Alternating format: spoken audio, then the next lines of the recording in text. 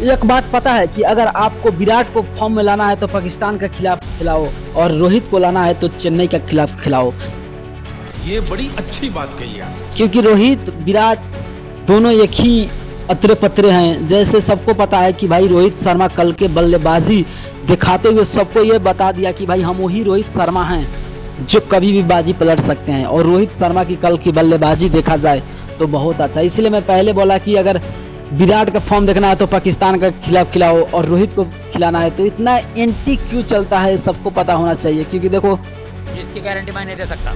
अगर बात करें कल की मैच में भले ही चेन्नई हार गया मगर चेन्नई की और मुंबई की ओर से जो परफॉर्म आया है गजब की परफॉर्म किया। यानी कि मुंबई इंडियंस की अगर बात करें, सूर्य कुमार यादव का परफॉर्म का बात करें, रोहित शर्मा की परफॉर्म का बात करें, भाई गजब की पारी खेले हैं उन लोगों ने। और शायद लग रहा है 2025 में क्वालिफाई भी कर सकते हैं। तू समझा? हाँ। नहीं तू समझा नहीं कि कम बैक मुंबई और मुंबई कम बैक हो गया और ऐसा हुआ कि भाई सबको चेतावनी मिल गया कि हम आ रहे हैं और हमारा सब प्लेयर फॉर्म में आ चुका है। मैं नहीं मानता।